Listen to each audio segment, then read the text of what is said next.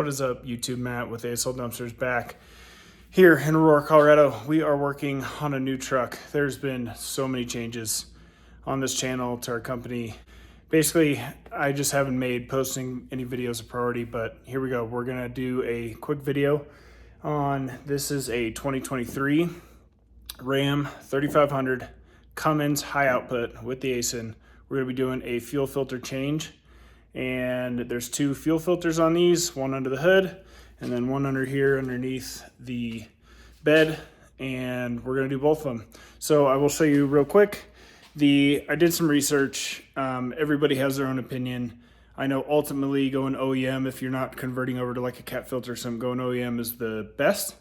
But for the prices that those are now, it's like $100 for a couple filters. You can go to Doc's Diesel. What I've found and the way I've compared them, because I've done fuel filter changes on my 2019 Ram, I've looked over everything. They come with the same O-rings. They look to be the same quality. I've already changed out the air filter with the Doc's Diesel air filter. That fit great. It was actually a better build than the OEM one that came in there from Mopar. So we are going to change that out first. We're going to be, I'll unbox them as we go and change it. We're doing under the hood first, and then we'll do the one under the bed, but they're both pretty easy. I've already drained the fuel for the front. I'll show you how I did that, and then I'll show you what the old one looks like and what the new one looks like. Also, this truck, I've only had it for a couple months. It's already got 11,000 miles on it. It's ridiculous how much I rack up the miles running these dumpsters and trailers, but happy to do it. Let's get this done. That is your filter housing. You can see I've got every 3/8 ratchet extension I own going down there, and you will need a 6-sided 23 millimeter socket for this. I got this one at O'Reilly's. That head is plastic all the way through, so when you're doing this, I've already loosened it. It's not all the way off, but when you're doing this, make sure that socket is flush, as always. But when you initially start your turns, make sure that they are slow. The last thing you want to do is crack that head off or split something. It's just the last thing you want to do. Also, before I take this all the way off, there is that yellow knob down there. That is a drain. Cummins was nice enough, because they know this is a pain in the ass, to give you, sorry about the light. Drain down there has a hose that goes down just above the axle. And let me see if I can zoom in. Yeah, there you go. So it goes down there. You see I've got it draining. As you loosen, more will come out.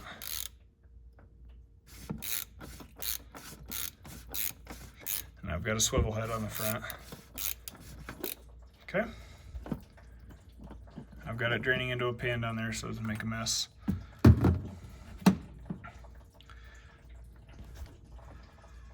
That housing is about,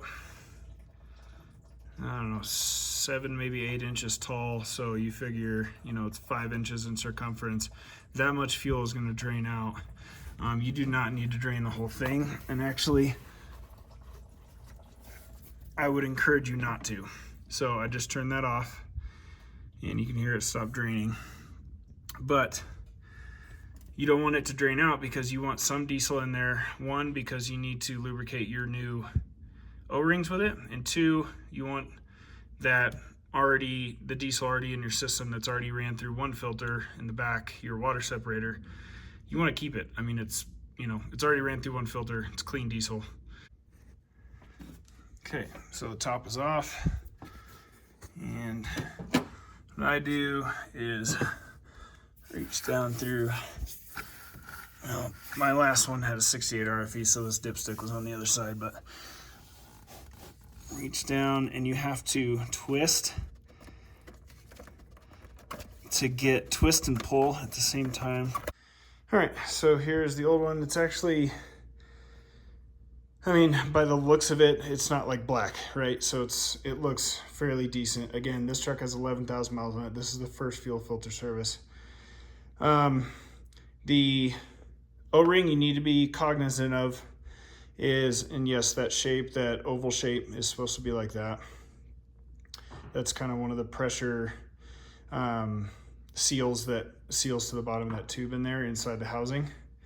But the O-rings you need to be sensitive of is actually on the housing itself. There's an O-ring that you need to take off and replace and lubricate with diesel when you put it back on. Okay, there's that. Let's go get the new one. All right, pardon the clutter. I've had a few projects going on lately. Here's my mechanic helper. Say hi. Hi. That's Levi. All right, so part number DGF 401, and on their website they have all the corresponding part numbers to Cummins and Mopar for their numbers. So, see that same oval shape down there? You stack it up next to the old one. It's definitely cleaner. It's, you know, a little more white.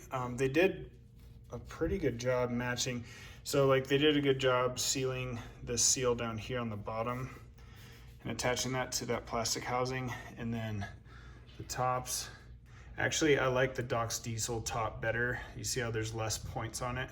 That gives you more room to fit your fingers in there and pull that out when you're replacing.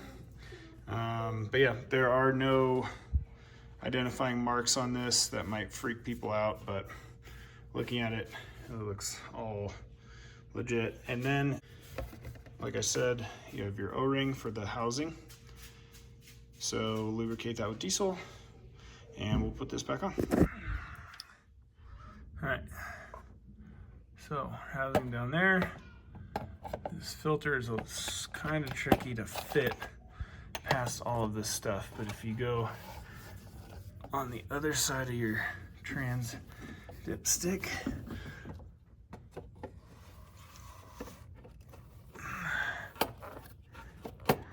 don't force anything, just get it straight vertical, push it down,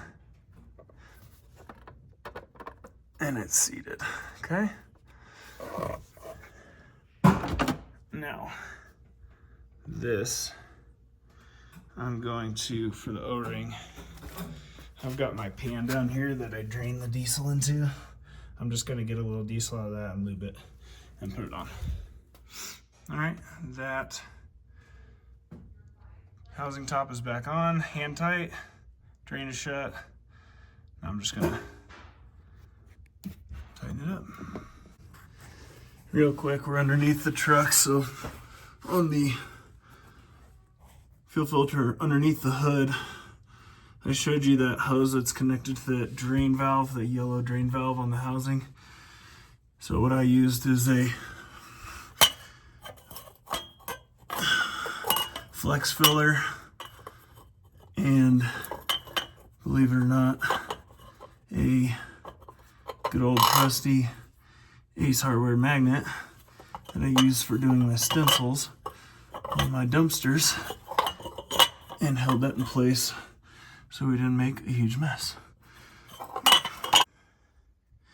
Okay, we're back underneath, and the rear water separator filter is back here. And just so you have an orientation, that's the back axle. It's basically directly above the drive shaft, which is awesome, and about 2 feet front of that back axle. So there is a, you see on the side here, there is a manual drain that'll drain out this, and then another, looks to be 23 millimeter 6-sided socket needed to loosen that. We'll get that done. All right, so I'm using that Flex filler again. You can see it draining out and draining down into the pan.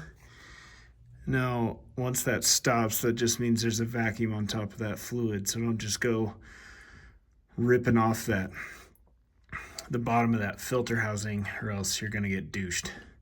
So let that drain till it stops, and then slowly keep rotating it and let air in to release that vacuum, and let the rest of that filter or that fluid drain out.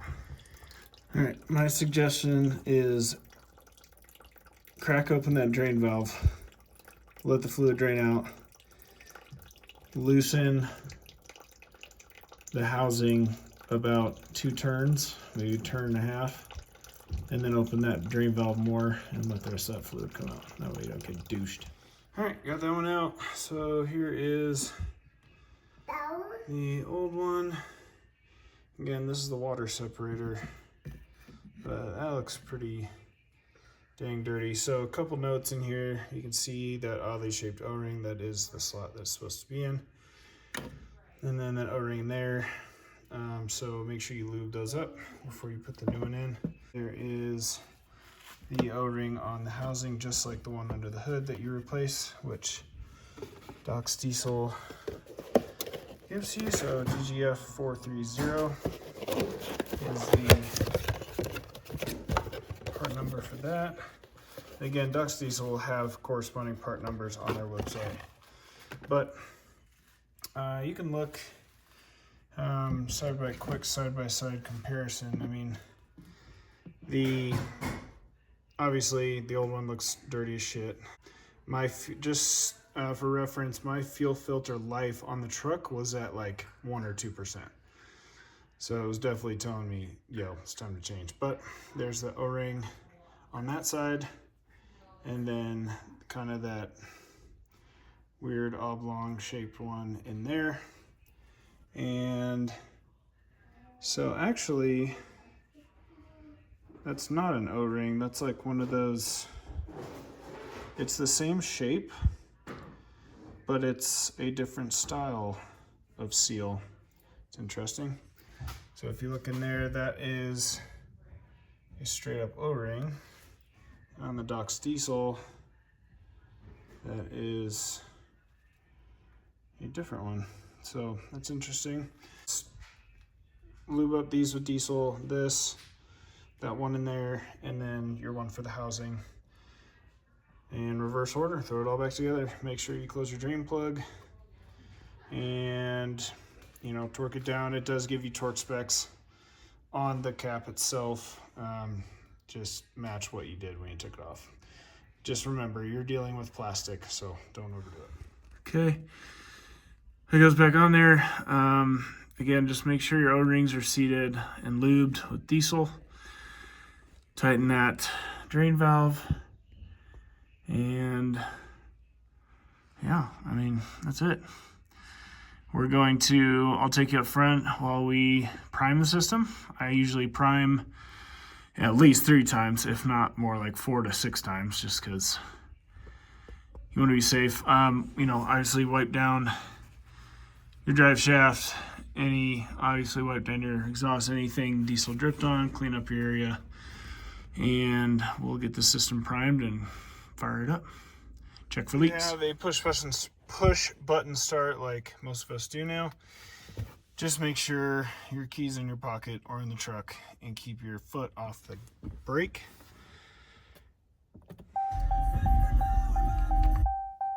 One for accessory power. You can hear the fuel pump, low pressure fuel pump. Sorry, you'll hear the low pressure fuel pump kick on. Okay, mine just turned off. So that means it reached pressure. Back off. Press it twice again. Kicks back on. I don't know if you can hear that. Still going, still going. Let's check for leaks.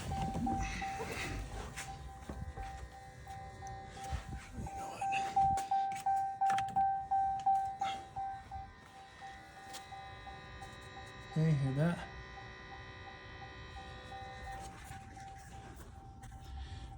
Don't have any leaks. Turn on my light so I can actually see. Okay, no leaks. Let's go check the front. This pump is, shut up. This pump is going for quite a bit longer than I remember the last time on the 19. So, no leaks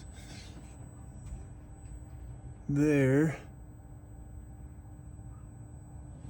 Okay, go prime it again. And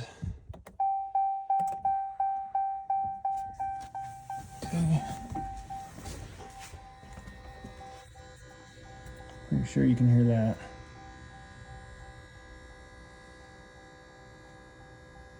Still no leaks. You know, in trucks like my Chevy that I had before, we only have to do one filter. It introduces far less air into the system, so priming doesn't take as long, but it's okay. I'd rather have more filtration than less. Off. Prime number 4. Turn off. Prime number 5. There's my helper. Hey, buddy. What are you doing? We're priming the... Can I get in there? Yeah. Thank you. You got your flashlight. Good job. I've got a flashlight. Ready for inspections. Favorite rations.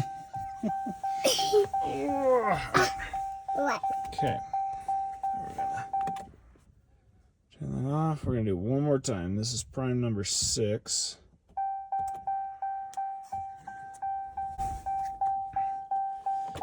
Turn off. All right, let's fire it up. Foot on the brake.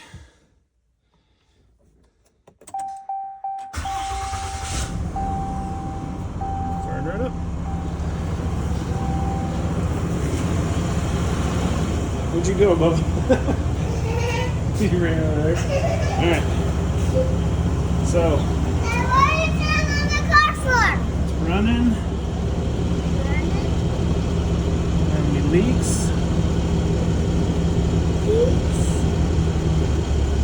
So that filter housing is like right there on the other side of the tank.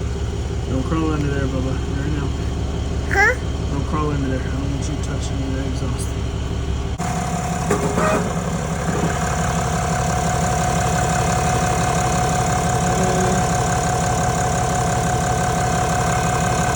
Testing CP3.